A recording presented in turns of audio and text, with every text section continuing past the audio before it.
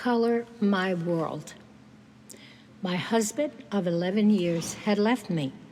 He hadn't just left. He had run away with another woman, his bookkeeper.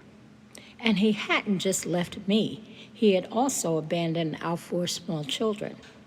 My world of safe, muted colors went up in smoke with the reading of his note, and nothing remained of the woman who had been or of my world but gray ash.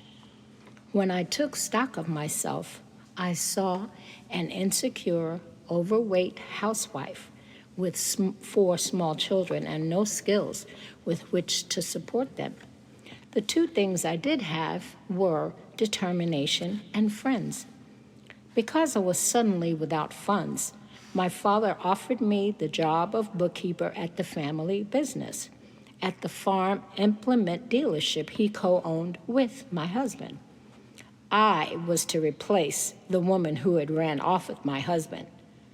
Though determined to keep my kids afloat, it seemed a cruel joke that I had to go in there every day, sit at her desk, answer her phone, and try to do her bookkeeping job. The farmers who came in winced at the sight of me. Everyone was aware of the story, aware of my pain. The humiliation made me sick to my stomach every day.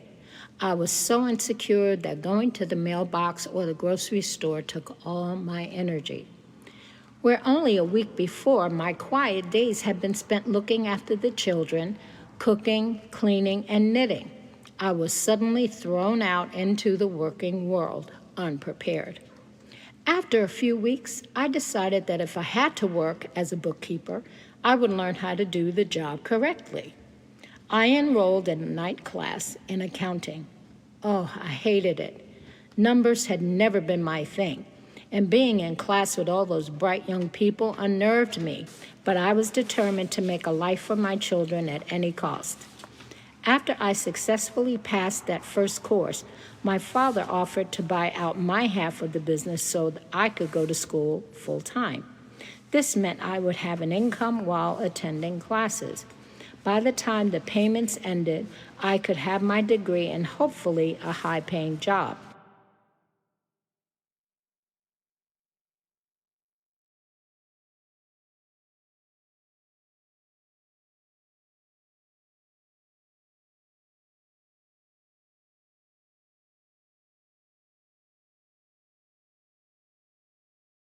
When I timidly mentioned this offer to my friend Robbie, she enthusiastically said she'd help in any way she could, and she did.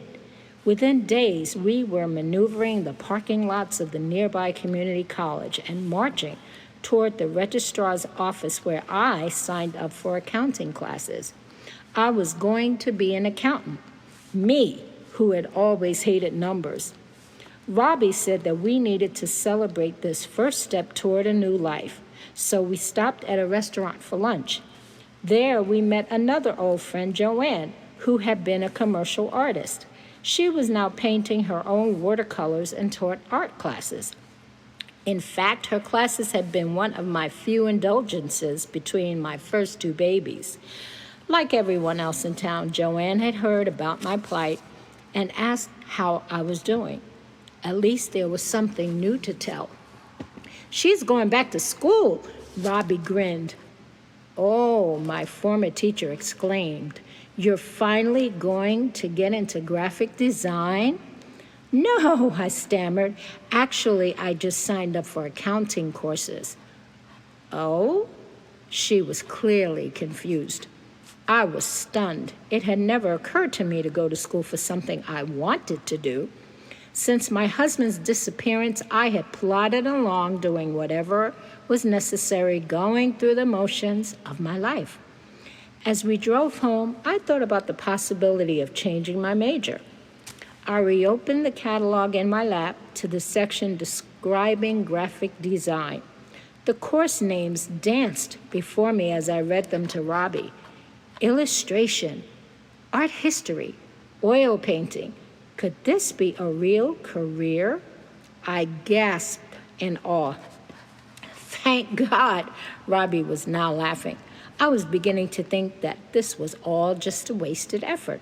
I haven't seen you excited about anything in months. That evening, I gathered my courage and called Joanne at her home.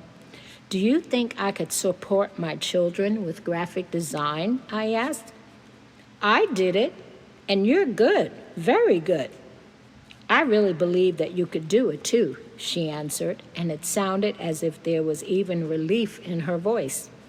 The next day, I marched back to college on my own. When I said I was changing my major, the course counselor looked at me as if I'd lost my mind. It turned out to be one of the best choices I'd ever made.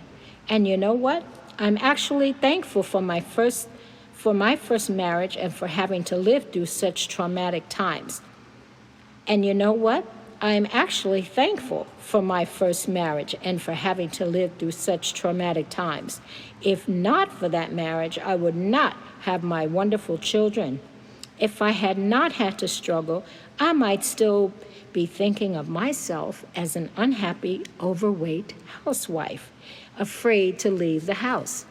Instead, I went on to earn the prestigious title of creative director with a large company, and the paycheck to go with it.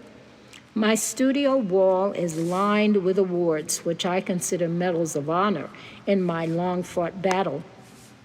I was able to put all my children through college. They are now grown with families and careers of their own. We are closer and stronger for having shared and overcome that time of pain. But most of all, the colors of my life are not muted, nor did they remain gray ash forever. The spectrum is full, and the colors are vibrant. I might never have known that this rainbow of strength and love was inside me all along. Every day, I thank God for the small kernel of determination and the support of my friends who helped find and free the rainbow during the stormiest of times. By Sharon M. Chamberlain. Thinking, well, join that club, baby. I was thinking that. How many of you have experienced the same sad story of adultery and abandonment? I have. Comment on how you made it through and who were the people who helped you pick yourself up and go on. This story was definitely written for me, and I know a lot of you feel the same. Thank you for listening to my story. Please like and subscribe. I look forward to seeing you next time. I appreciate you. I am a lady with a story. Take care. Peace and blessings to you.